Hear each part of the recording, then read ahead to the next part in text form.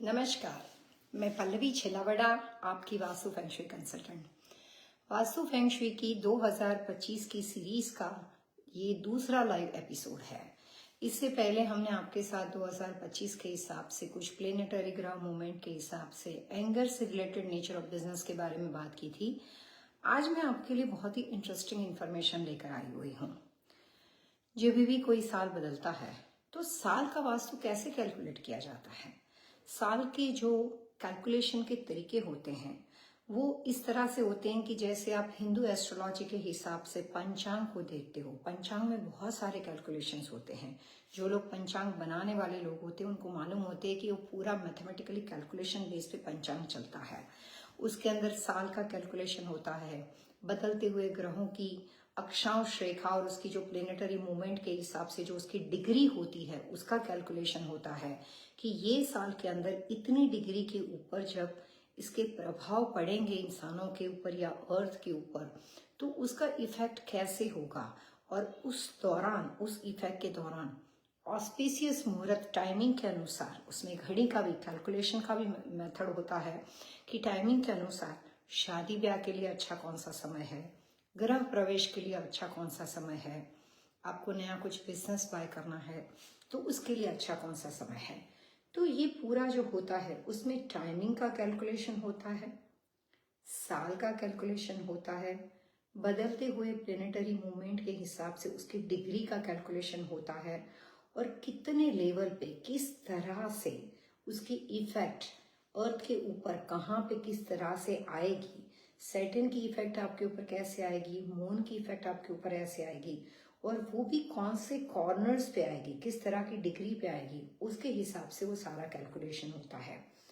ठीक उसमें same calculation method के हिसाब से वास्तु का कैलकुलेशन होता है।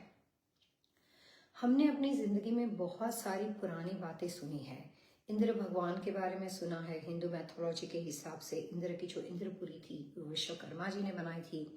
हमने द्वापर युग में कृष्ण भगवान के बारे में सुना है। उन्होंने जो सतयुग में रामायण के अनुसार उन्होंने वहाँ पे लाक्षागृह बनाया था, जो दुर्योधन और वो हमने सब कहानी सुनी है। लाक्षागृह में सब कुछ जल गया था लेकिन वहाँ पे उसके बाद भी 5 पांडव बच गए थे। तो जो भी पुरानी हमने कहानियां सुनी है उसमें कॉमन बातें क्या है? कॉमन बात यह है कि विश्वकर्मा जी ने जब वास्तु के हिसाब से घर बनाया उसके अंदर वहां पे रहने वाले थे, उनका बचाव हो गया लेकिन उनकी लाइफ के ऊपर अप्स एंड डाउन आए। अप्स एंड डाउन इस तरह से आए कि जिस दिन वो रहने चले गए इमीडिएटली नहीं हुआ, लेकिन बदलते हुए वक्त के कैलकुलेशन के हिसाब से प्रॉब्लम्स आई, मुश्किलें आई। इतना सब कुछ होने के बावजूद, जो उनके पैदाइशी जन्म के ग्रहों के हिसाब से इतने प्रॉब्लम्स होने के बावजूद, जो वास्तु का घर था या वास्तु का महल था या जो वास्तु की रचना थी उसमें आफ्टर ऑल वो विन विन सिचुएशन में रहे, उन्होंने विजय प्राप्त किया। आफ्टर ऑल वहाँ पे उनकी लाइफ जो थी वो सुख समृद्धिपूर्ण रही। लेकिन जो प्रॉब्लम्स आए, परेशानी आई, वो उनके अपने ईयरली कैलकुलेशन भी थे। यानी कि बदलते हुए साथ के हिसाब से आपके जन्म के ग्रह बदलते हैं। जब आपके जन्म के ग्रह बदलते हैं तो आपके पैदाइशी ग्रहों के हिसाब से करंट ईयर का कैलकुलेशन मिला के कई बार कुछ चीजें आपको दुविधा में डाल देती है। आप ये कहते हो कि अमिताभ बच्चन की जन्म कुंडली में गज केसरी योग था, बिल्कुल सही बात है। मुकेश अंबानी की जन्म कुंडली के अंदर लक्ष्मी योग और गज केसरी योग था, लेकिन उनकी लाइफ में जो प्रॉब्लम्स थे, वो सेलिब्रिटी थे और हम सब उनके बारे में जानते हैं, तो उनकी लाइफ में भी हमने प्रॉब्लम्स देखे हैं। अमिताभ बच्चन के करियर के अंदर एक बहुत ही टॉप लेवल का पीरियड था, लेकिन उसके बाद उनका एक्सीडेंट हुआ, उनका थोड़ा सा डाउनफॉल वहाँ पे हुआ और उसके बाद उन्होंने एक अपने सबसे बेस्ट फ्रेंड के साथ मिलकर एक दूसरा मूवी बनाया और उसके बाद वापस उनके करियर की शुरुआत की और आज भी वो हमारे साथ जुड़े हुए हैं। मुकेश अंबानी के बारे में हम जानते हैं कि उनकी लाइफ के अंदर बहुत ही प्रॉस्पेरिटी है, फाइनेंशियली वो बहुत ही स्ट्रांग है, लेकिन उनके अपने भी फैमिली इशू है जिसके बारे में सब कोई जानता है। तो रिलेशनशिप डिस्प्यूट के साथ भी वो जुड़े हुए हैं और उनके अपने प्रॉब्लम्स भी कुछ उनके अपने लेवल से हैं। जब हम कभी किसी चीज़ को दूर से देखते हैं तो हमें वो बहुत अच्छी लगती है, या फिर कई बार हमें उनकी जो उनकी सक्सेस होती है, जो उनकी जर्नी के हिसाब से हमें लगता है कि इनका नाम बहुत है, फेम बहुत है, तो हम उससे इम्प्रेस होके उनको एक बड़ा इमेज दे देते हैं। लेकिन ऐसा कभी नहीं होता है। कृष्ण भगवान की द्वारिका हो, रामचंद्र भगवान की जिंदगी हो, मुकेश अंबानी की लाइफ हो, अमिताभ बच्चन की हो, आपकी और मेरी हो, हर लाइफ के अंदर उतार चढ़ाव इसलिए होते हैं क्योंकि जो इस प्रकृति पे पैदा होते हैं, प्रकृति का पहला रूल्स है परिवर्तन। यहाँ पे कोई चीज एक जैसी नहीं रहती है। 2025 का वास्तु आपको अपने घर में अप्लाई करना, समझना इसलिए जरूरी है कि मैं 1989 से इस सब्जेक्ट में प्रैक्टिस करते हुए India, Australia, Canada, America, New Zealand, सब जगह पे, मिडिल ईस्ट, दुबई में सब जगह पे कंसल्टेशन करते हुए आई। लेकिन यहाँ पे मैंने एक चीज देखी कि जब एस्ट्रोलॉजी के बारे में बात होती है तो हम क्यूरियस होते हैं कि भैया आने वाला साल कैसे रहेगा। लेकिन जब वास्तु के बारे में बात होती है, रीमॉडलिंग और कंस्ट्रक्शन की बात होती है, कोई अवेयरनेस नहीं है। वास्तु के हिसाब से लोगों के दिमाग में ये बैठा दिया गया है कि नॉर्थ ईस्ट को ओपन कर दो तो जिंदगी के सारे द्वार खुल जाएंगे, वाटरफॉल को लगा दो सब सही हो जाएगा, वास्तु का घर बना दो सही हो जाएगा। मैंने बॉम्बे में बहुत कंसल्टिंग किए थे, बिल्डर के साथ भी किए हैं और लोगों के साथ भी किए हैं। और वहां पे मैंने देखा है कि जो बिल्डर के साथ किए थे उन्होंने मुझसे ही कंसल्टिंग के तौर पे हायर करके वास्तु की बिल्डिंग्स बनाई। लेकिन मैंने उस बिल्डिंग के अंदर जो यहाँ से इंस्टीट्यूट का सर्टिफिकेट, मेरा अमेरिका में वास्तु फंग शुई रिसर्च इंस्टीट्यूट है, मैंने जो सर्टिफिकेट दिया उसमें ये लिखा है कि ये बिल्डिंग वास्तु के हिसाब से बनाई है। ये नहीं लिखा है कि इसके हर घर वास्तु के हिसाब से, क्योंकि कंस्ट्रक्शन में पहले कौन रहने आएगा, उनके बीवी बच्चे क्या है, किस तरह का परिवार है, कोई जानकारी नहीं। तो वास्तु इंडिविजुअल होता है, ये बात हमारे लिए समझना बहुत जरूरी है।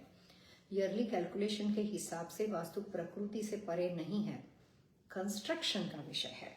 तो बदलते हुए साल के हिसाब से वास्तु करने के बाद भी प्रिकॉशन, अवेयरनेस, इम्पोर्टेंट स्टेप्स हमें फॉलो करने पड़ेंगे। ये बात समझना बहुत जरूरी है।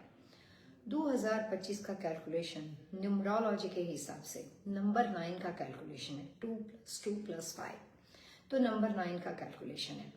नंबर 9 के कैलकुलेशन में अगर हम बात करते हैं तो उसमें 2-3 बातें हैं। नंबर 9 जो होता है वो पावरफुल साइन है, लेकिन पावरफुल होने के बावजूद भी जब आपके पास कोई पावर होता है, जब आपके पास कोई अचीवमेंट होती है, जब आप एक मुकाम पे पहुंचते हो, तो आपको मालूम है आपको उसके साथ क्या मिलता है?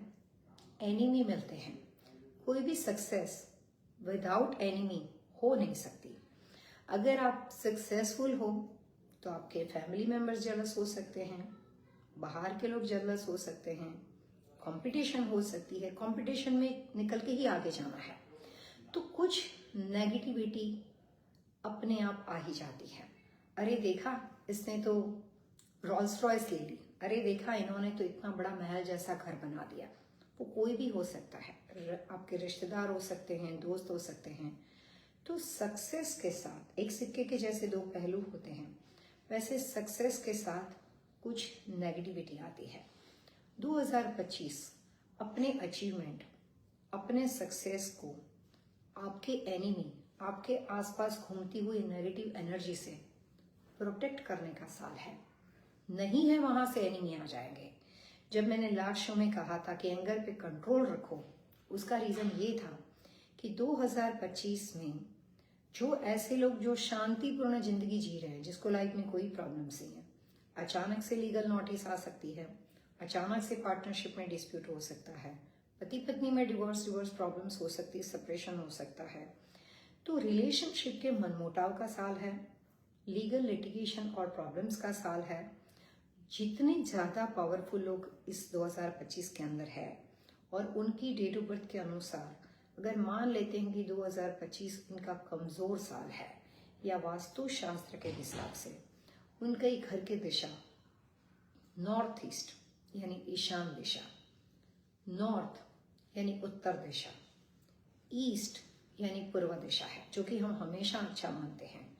जिन लोगों के घर का दरवाजा ना सही, लेकिन जिन लोगों के लॉट की दिशा नॉर्थ यानी उत्तर दिशा, नॉर्थ ईस्ट ईशान दिशा, नॉर्थ पूर्व दिशा, north east, east and north के बने हुए हैं, उन तमाम लोगों को 2025 में रैंडमली अनएक्सपेक्टेड, मतलब आपने सोचा भी नहीं है और आपको प्रॉब्लम्स आ सकते हैं, और ये रेसिडेंशियल भी हो सकता है, कमर्शियल भी हो सकता है।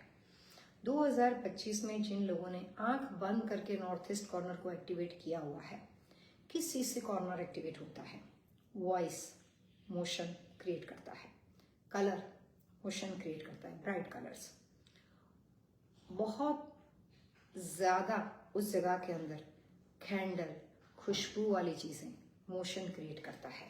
यानी कि स्मेल से मोशन क्रिएट होती है, खुशबू से होती है, अरोमा से होती है, वॉइस से होती है, लाइट से होती है, प्रकाश ज्यादा हैवी कलर से होती है। अगर आपने नॉर्थ ईस्ट, ईस्ट और नॉर्थ दिशा में बहुत ज्यादा हैवी सामान रखा हुआ है, आपके घर के नॉर्थ ईस्ट और ईस्ट दिशा में गराज डोर है जो बार बार खुलता रहता है, क्योंकि गराज तो खुलेगा ही, आप घर में कैसे आओगे? बिजनेस है तो भी इसके अंदर, कमर्शियल प्रॉपर्टी के अंदर अगर आपके दुकान का दरवाजा है या वेयर हाउस है तो वो डोर तो खुलेंगे। तो जो लोग इस दिशा के साथ बिलोंग करते हैं और उस दिशा में मोशन होता है, उन लोगों को 2025 में दो चीजों के लिए प्रिपेयर होना पड़ेगा। अनएक्सपेक्टेड इश्यू कहीं से भी आ सकते हैं, किसी भी कोने से आ सकते हैं। अनएक्सपेक्टेड नेगेटिव एनर्जी का सामना 2025 में करना पड़ेगा। दो तरह से वास्तु में नेगेटिव एनर्जी को डिस्क्राइब किया जाता है, दूषित वास्तु और वास्तु दोष। जो ईयरली वास्तु दोष है उसको वास्तु कंसल्टेंट वास्तु दोष का नाम देते हैं, लेकिन वो समांतर स्तर पे हर घर में थोड़ा थोड़ा हिट करेगा। 2025 में आपका घर किसी भी दिशा का बना हुआ हो, बिजनेस किसी भी दिशा का बना हुआ हो, परसेंटेज घर के स्केल के हिसाब से, घर के एनालिसिस वैल्यू के हिसाब से किस तरह से नॉर्थ ईस्ट है, कितने स्क्वायर फीट की प्रॉपर्टी है, इफेक्ट करेगा कौन था। ये वास्तु दोष है, 2025 का वास्तु दोष, आपके और मेरे घर का नहीं, 2025 का। लेकिन अगर 2025 में आपका घर नॉर्थ ईस्ट, नॉर्थ ईस्ट को बिलोंग करता है तो फिर वो दूषित वास्तु में कन्वर्ट हो जाएगा, क्योंकि 2025 का वास्तु अच्छा नहीं है और प्लस आप उन तमाम दिशाओं के साथ जुड़े हो जो 2025 में नेगेटिव इफेक्ट देने वाली है। तो डायरेक्शन की नेगेटिव एनर्जी और वहां से प्रॉपर्टी के एक्सेस और 2025 का वास्तु दोष जो आपकी और बॉडी के ऊपर आपके नेगेटिव इफेक्ट जो देने वाला है, वो इकट्ठा होके वो ज्यादा बन जाएगा और वो दूषित वास्तु में कन्वर्ट हो जाएगा। जब हम पंचांग और मुहूर्त के हिसाब से एस्ट्रोलॉजिकल चीजें देखते हैं या दिन भर के जो कैलकुलेशन होते हैं उसको देखते हैं शादी ब्याह डेली यूज के लिए, तो उसमें होता है उद्वेग, चल, काल, कुछ होता है शुभ के लिए, शुभ मुहूर्त, अमृत मुहूर्त, चलित मुहूर्त। तो हम दिन के अंदर जब ये कैलकुलेशन को देखते हैं तो हम देखते हैं कि भैया कुछ अच्छा काम करना है, शुभ को ले लो, लेकिन पूरे 12 घंटे दिन के टाइम पे और 12 घंटे रात के टाइम पे हर 1.5 आवर का जो कैलकुलेशन होता है उसमें रोटेशन होती है। ठीक ऐसे ही प्लेनेटरी मूवमेंट के हिसाब से, कैलकुलेशन के हिसाब से रोटेशन होती है। 2025 जिन लोगों के पास पावर है, जिन लोगों के पास पैसे हैं, जिन लोगों को अपनी कंपनी में प्रमोशन मिलने वाला है और वो प्रमोशन की कतार में सबसे आगे हैं, जो लोगों ने अभी अभी कुछ अचीवमेंट करने के लिए अपने बिजनेस को डाइवर्सिफाई किया है, जॉब से बिजनेस शुरू किया है और 5-15 लोगों को घर में फोन करके कह भी दिया है कि अरे मैं तो अभी बिजनेस शुरू करने वाला हूँ। जहां कहीं कोई चीज को अचीव करने की कोशिश की जा रही है, जहां पे ऑलरेडी सक्सेसफुल होकर आपकी नाम और फेम बन चुके हैं, ऐसे तमाम लोगों को 2025 में हल्का सा धक्का मिलेगा और आप 2 कदम पीछे जाओगे। 2025 आपको पुश करके आगे ले जाने के बजाय पीछे जाएगा। समांतर स्तर पे ऐसे कॉमन लोग जिसकी जिंदगी में कोई बदलाव ही नहीं है, 2025 24 आया तो भी वैसा ही था, 25 आया तो भी वैसा ही था, ना उन्हें कुछ करना है ना उन्हें कुछ नया है, जो है रूटीन लाइफ है, आम रूटीन लाइफ। उनको 2025 में 2 चीजों का ध्यान रखना है। नॉर्थ ईस्ट, ईस्ट और नॉर्थ को एक्टिवेट करने से हेल्थ इश्यू बढ़ सकते हैं, क्योंकि आप फाइनेंशियली तो कुछ अचीव कर ही नहीं रहे हो, जो भी है समांतर स्तर पे हैं, और बैठे बैठे जून से अगस्त महीने तक अगर आप जॉब के साथ जुड़े हो तो वहाँ का एनवायरनमेंट आपको बॉदर करना शुरू कर देगा, मेंटली स्ट्रेस और डिप्रेशन कर देगा। यानी कि आपको वहाँ पे उस एनवायरनमेंट में अचानक से कुछ ऐसी नेगेटिविटी दिखाई देगी जो इतने सालों से रूटीन चलती थी उसमें मुश्किल आ जाएगी। तो आम आदमी को जिसको कुछ अचीव नहीं करना है उनके लिए भी 2025 जो है वो थोड़ा सा नॉर्मल केस के बजाय कुछ महीने परेशान करेगा, जो जून से अगस्त महीने तक का पीरियड रहेगा। और उसकी वजह यह है कि जो कैलकुलेशन मेथड है उसमें जून से लेकर अगस्त महीने तक जो नेगेटिविटी है वो एक साथ तीनों दिशा के अंदर स्प्रेड हो रही है। जब बिगिनिंग ऑफ द ईयर होता है तब सिर्फ 2 दिशा में थी, मिडल ऑफ द ईयर था तब तीनों दिशा एक साथ इकट्ठी होकर नेगेटिव फोर्स जो है वो एक ही डिग्री के ऊपर, एक ही जगह के ऊपर डाल रही है। और जब अगस्त के बाद का पीरियड है तब सिर्फ एक ही नेगेटिव फोर्स है। तो जो साल को ब्रेक डाउन किया गया है, पहले 2 नेगेटिव फोर्स है, फिर 1 नेगेटिव, 3 नेगेटिव फोर्स है और फिर 1 नेगेटिव फोर्स है। So beginning of the year भी टफ है, मिडल ऑफ द ईयर ज़्यादा टफ है, एंडिंग ईयर धीरे धीरे स्मूथ होता हुआ चला जाएगा। 2025 में अगर हम न्यूमरोलॉजी के बारे में बात नहीं करते हैं तो जहाँ पे भी नंबर 5 आता है वहाँ पे कुछ ना कुछ कोई भी साल में ले लो, आप 2015 ले लो, 2005 ले लो, 1995 ले लो, जहाँ पे भी नंबर 5 कहीं ना कहीं आता है तो कॉमन वास्तु के टिप्स के अनुसार उस समांतर स्तर पे मेजोरिटी लोगों को नेगेटिव इफेक्ट करता है, मेंटली स्ट्रेस करवा देता है, बैठे बिठाए टेंशन लेकर आ जाता है, सर पे बहुत ज़्यादा बुल पड़ने शुरू हो जाते क्योंकि कुछ भी नहीं था, सही था और सब कुछ प्रॉब्लम में आ सकता है। उपाय पर फोकस करते हैं। जिन लोगों को अपने घर में बिगिनिंग ऑफ द ईयर कोई टेंशन दिखती हो, अभी से अलर्ट हो जाओ, अभी से इलाज कीजिए, वेट वॉच पे मत रहिए, मुश्किलें बढ़ सकती है। अगर हम इसका उपाय राइट अवे नहीं करेंगे तो हमारे प्रॉब्लम्स जो है वो और ज़्यादा बढ़ सकते हैं। मैंने beginning of the year celebrity की बात बोली तो मैं आपको अपना एक एक्सपीरियंस ये भी शेयर कर दूं कि ये बिल्कुल मत समझिए कि आप वास्तु करते हैं, आप एस्ट्रोलॉजी करते हैं, आप गृह प्रवेश में पूजा करते हैं, आप दिवाली पूजा करते हैं। आम आदमी हो या सेलिब्रिटी हो, अपनी फैमिली की सुरक्षा के लिए, अपनी आस्था के लिए हर ऑस्पिशियस चीज़ को करता है। और जब आप सेलिब्रिटी हो जाते हो तो आपको ज़्यादा इस बात का फोकस करना पड़ता है कि मेरी सक्सेस जो है वो इसी हाल में बनी रहे। आम आदमी को अपनी फेम, अपने अचीवमेंट के ऊपर इतना ज़्यादा तवज्जो नहीं होता है, कई बार फोकस ही नहीं करते, जैसे ज़िंदगी चलती है चलती रहती है। लेकिन जो लोग कॉन्शियस है, अवेयरनेस है, वो ये देखते हैं कि यहाँ तक पहुँचने में बहुत स्ट्रगल हुआ है, अब ये मुकाम बना रहना चाहिए। तो वो लोग भी बदलते हुए साल के वास्तु के अनुसार, बदलते हुए हर तरह के बदलाव के अनुसार ये देखते हैं कि ये साल मेरा फ्यूचर कैसा रहेगा, ये साल मेरी प्रॉपर्टी का वास्तु कैसा रहेगा। उनके अपने बंगलोज के जब नाम रखे जाते हैं, उनकी प्रॉपर्टी का सिलेक्शन किया जाता है, वो लोग इतने ही कॉन्शियस हैं। हम सब मुकेश अंबानी के बारे में जानते हैं कि बॉम्बे में प्राइम लोकेशन में उन्होंने काफ़ी बड़ी लंबी हाई राइज बिल्डिंग बनाई और बन जाने के बाद उनको किसी भी वजह से रियलाइज़ हुआ कि यहाँ पे इस तरह की चीज़ों में रहना मुनासिब नहीं है। लेकिन वो चीज़ उनको कुछ मूविंग के बाद, कुछ चीज़ों के बाद पता चली और फिर उन्होंने उस प्रॉपर्टी को जो भी ज़रूरी उपाय थे वो किए और वहाँ पे वो मूव नहीं किए और उन्होंने पहले उसको रेक्टिफाई किया। तो कई बार ये होता है कि हमें लगता है कि सिर्फ हम ही 2025 के वास्तु को समझ रहे हैं। जितने ज़्यादा अवेयर क्लाइंट होते हैं उतनी ज़्यादा वो नॉलेज इकट्ठी करके वो अच्छी तरीके से चीज़ों को अप्लाई करते हैं। मैं हमेशा कहती हूँ कि एक राह और सही दिशा जो ज़िंदगी बदल दे।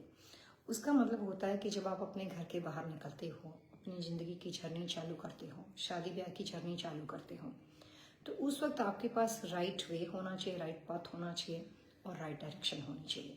सिर्फ पथ से काम नहीं होता अगर दिशा सही नहीं है तो।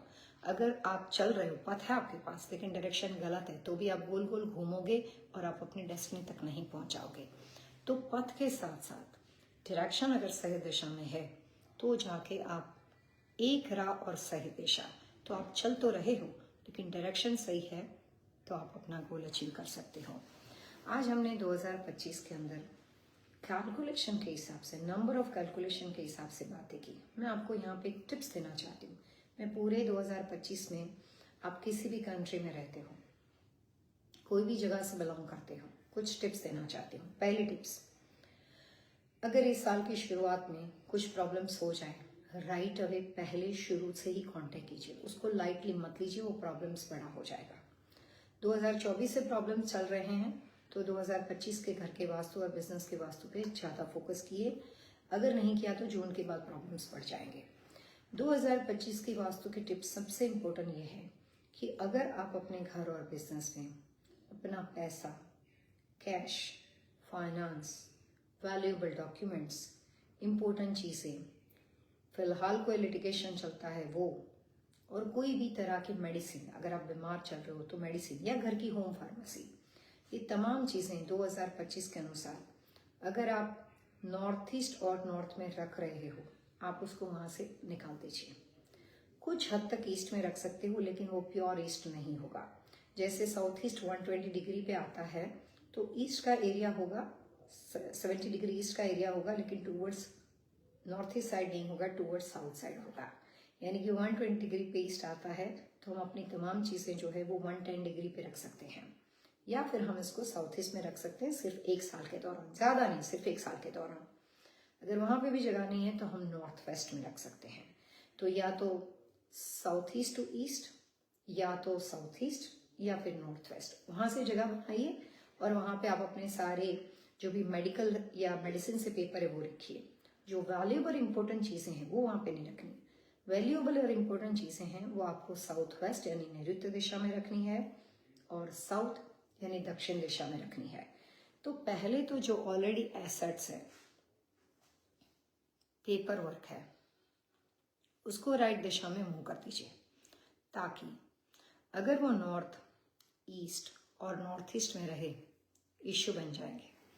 नया घर खरीदने की कोशिश कर रहे हैं तो उससे रिलेटेड तमाम पेपर वर्क या फाइनेंस की लोन या ऑलरेडी लोन इन प्रोसेस है, उसको नॉर्थ ईस्ट, ईस्ट और नॉर्थ में रखे हुए हैं, निकाल दीजिए और उसको जाके साउथ ईस्ट में रख दीजिए, ताकि वो मोशन में आ जाए, वो फास्ट मोशन में आ जाए और आपका काम जो है वो तुरंत ही बन जाए। 2025 में आप अपना नया घर खरीद रहे हो, कोई पूजा कर रहे हो, कोई हवन कर रहे हो, तो आम तौर पे हम लोग हमेशा नॉर्थ ईस्ट, ईस्ट और नॉर्थ में बैठते हैं। लेकिन 2025 के वास्तु के अनुसार गृह प्रवेश की विधि, घर में होने वाली कोई भी एडिशनल पूजा, नवरात्रि का स्थापन, जो भी हम एक्स्ट्रा घर में एवरी ईयर कुछ ना कुछ हवन करते हैं, उसको आपको अपने घर के साउथ ईस्ट के ईस्ट में करना है। So not 100% south east but 110 degree, जैसे मैंने आपको कहा था कि 110 डिग्री के आसपास, तो वहाँ पे आपको करना है। और वहाँ पे भी आपका जो फेसिंग है, आपको बैठना है 110 डिग्री पे, रूम की पोजीशन पूरे कंपास को देखकर 110 डिग्री में चूज करनी है और फेसिंग भी 110 डिग्री में करना है। थोड़ा सा बिना कंपास के बात समझ में नहीं आएगी, लेकिन कंपास को, सेल फोन के कंपास को 110 डिग्री से सेट करके देखो, बात समझ में आ जाएगी। 110 डिग्री से पीछे जाना है, आगे नहीं आना है। तो उसके हिसाब से आप अपने घर में पूजा, हवन, टेम्पररी जो भी करनी है, सिर्फ 1 साल के बारे में बात हो रही है। 2025 में आपके अपने पार्टनर के साथ अनबन है, लाइफ पार्टनर और बिजनेस पार्टनर। काम एंड कूल हो जाइए, स्लो डाउन हो जाइए, बहस बंद कर दीजिए, सरेंडर हो जाइए और कोशिश कीजिए कि प्रॉब्लम्स को सॉरी कहने से ख़त्म कीजिए। मैं सही हूँ और आप गलत हो, अगर उस फिलोसॉफी पे हम गए तो उसमें बहुत बड़ा हंगामा हो सकता है, प्रॉब्लम्स बढ़ सकता है। पूरी लाइफ 2025 याद रह जाएगा कि 2025 में मैंने ये खोया है। कुछ भी खोने के लिए ये साल जो है, जहाँ पे भी 2025 के साथ आपकी जिद अड़ गई, आप स्टबन बन गए, जहाँ पे भी 2025 के साथ आपका ईगो अटक गया, और जहाँ पे भी 2025 के साथ आपका एंगर इशू काम कर गया और 2025 में आपने सरेंडर होने की भावना नहीं रखी, तो 2025 लाइफ टाइम आपकी डायरी में लिख कर जाएगा कि मैंने 2025 में इस प्रॉपर्टी को खोया है, मैंने 2025 में इस रिश्ते को खोया है, मैंने 2025 में ये बिजनेस को लूज कर दिया है। तो कोशिश करने की जो चीज़ शांति से हो सकती है, उसके लिए लड़ने की ज़रूरत ही नहीं है। और अगर ये प्रोग्राम की शुरुआत में हमने ये जो 3 महीने का सीरीज शुरू किया है, वो ये है कि 2025 हम किसी को नहीं समझाते हैं, आपको खुद को समझा रहे हैं कि अगर आपको अपना 25 पीस ऑफ माइंड से और शांति से निकालना है, कोई नए इश्यू अगर आपको 2025 में नहीं चाहिए, तो आप कोशिश कीजिए कि 2025 में अपने आप को न्यूट्रल रखें, बैलेंस रखें, कंट्रोल में रखें, मेडिटेशन पे फोकस करें और जितनी हो सके उतनी 2025 के अंदर ईगो को जाने दें, सेक्रीफाइस करने की भावना रखिए, या सेक्रीफाइस नहीं कह सकते, लेट गो कीजिए सिर्फ साल भर तक। साल भर के बाद 2026 में आप जितनी जगह पे सही हो हम प्रूव कर देंगे, लेकिन 2025 जो है वो पीस और हार्मनी के लिए कोशिश करनी है कि हमें एंगर से, ईगो से और किसी भी चीज़ में स्टबन होके वहाँ पे रुक नहीं जाना है। साल को मुट्ठी में बंद करने के बजाय उसको जाने दीजिए, ताकि साल जो है वो आपके लिए कोई भी नए डैमेजेस करके ना आ जाए। अगर आपका घर नॉर्थ ईस्ट, ईस्ट और नॉर्थ का बना है, अगर आपके बिजनेस का दरवाजा north east, east and north का बना हुआ है, आप तुरंत ही हमें ईमेल कर सकते हैं 123 वास्तु VASTU@gmail.com पर। 2025 की सीरीज का ये हमारा सेकंड शो है। 3-4 एपिसोड तक मैं आपको अलग अलग पॉइंट्स के बारे में समझाने वाली हूँ और फिर मैं हर 2 एपिसोड तक सिर्फ आपके सवालों के जवाब लूंगी। आप 2025 में अपने घर के बारे में या बच्चों के शादी ब्याह के बारे में या कोई फिलहाल परेशानी है और उसकी एक्चुअल वास्तु की टिप्स के सिंपल उपाय से उसको सॉल्व करना चाहते हो, तो आपको अपना प्रॉब्लम्स विथ डिटेल डिस्क्रिप्शन हमें ईमेल करना है। आपको अपनी आइडेंटिटी अगर कॉन्फिडेंशियल रखनी है तो आप ईमेल में मेंशन कर सकते हो। हमारी टीम आपको ईमेल करके बताएगी कि आपका सवाल कौन सी डेट के कौन से सैटरडे को लिया जाएगा और हम आपके डिटेल क्वेश्चन के आंसर देंगे। जहाँ पे प्राइवेसी का इश्यू नहीं है वहाँ पे आप हमारे को डायरेक्टली बोल सकते हो, हम आपके नाम के साथ ये बात बताएंगे। जहाँ पे आप जूम कॉल पे आके अगर हमारे साथ कोई कम्युनिकेशन करना चाहते हो तो हम आपके साथ लाइव शो का लिंक शेयर कर सकते हैं, जिसमें आप डायरेक्टली मेरे साथ क्वेश्चन आंसर कर सकते हो। बट इसमें ये बात रहेगी कि वो सब लोग सुन सकेंगे हो। और 2025 के अनुसार अगर आपके पास घर का फ्लोर प्लान हो, आप स्पेसिफिक कॉर्नर या फिर फ्लोर प्लान नहीं हो लेकिन आप अपने घर के पिक्चर इमेजेस को भेजना चाहते हो कि आपने इस तरह से रखा हुआ है, वहाँ पे ऐसे कलर्स है, तो मैं आपको उसके उपाय भी बताऊंगी। एक और टिप्स देना चाहूँगी। 2025 के अनुसार अगर आपके घर के नॉर्थ ईस्ट, ईस्ट और नॉर्थ दिशा में blue, navy blue, grey and black colour का प्रयोग बहुत ज़्यादा हो तो कलर थेरेपी को अप्लाई करने के लिए वहाँ पे अलग तरीके से, सिंपल तरीके से ब्राउन एंड बेज कलर का प्रयोग कीजिए, वाइट कलर का प्रयोग कीजिए। जैसे इनबिल्ट दीवार पे कलर है तो वॉल कलर नहीं बदलने हैं। मेरी इतने सालों की जो एक्सपर्टी है, जो मेरी मास्टरी है, वो बिना किसी कंस्ट्रक्शन चेंजेस चीज़ों को इम्प्रूव करने में है और उसमें मैंने कलर से बहुत उपाय, बहुत फ़ायदे लिए। इसीलिए मैं हमेशा अपने शो में कलर का नाम कलर थेरेपी रखती हूँ। तो जहाँ पे आप इनबिल्ट कोई चीज़ हो, जैसे ब्लू कलर का सोफा हो, ब्लू कलर की दीवारें हो, ब्लू कलर की ऐसी कोई चीज़ हो, ग्रे नेवी ब्लू फर्नीचर हो, आप बदल नहीं सकते हो, तो वहाँ पे आप फ्लोर डेकोर, वॉल डेकोर और पिक्चर पोस्टर पेंटिंग के माध्यम से, आर्टिफिशियल चीज़ों के डेकोरेशन के माध्यम से, सिंपल इंटीरियर डेकोरेशन से इतना ज़्यादा वाइट कलर क्रिएट कर दीजिए ताकि 2025 आपका न्यूट्रल हो। ये सिर्फ साल भर के लिए है, लाइफ टाइम नहीं है, सिर्फ साल भर के लिए है। तो फर्नीचर को बदलने की ज़रूरत नहीं है, दीवारों के कलर को चेंज करने की ज़रूरत नहीं है। आप वहाँ पे वाइट कलर के आर्टिफिशियल फ्लावर रख सकते हो, पोर्ट प्यूरी रख सकते हो, वाइट कलर के नीचे रग डाल सकते हो, ब्राउन एंड बेज कलर की रग डाल सकते हो। आपके पास 3 कलर के उपाय है रेमेडी के तौर पे।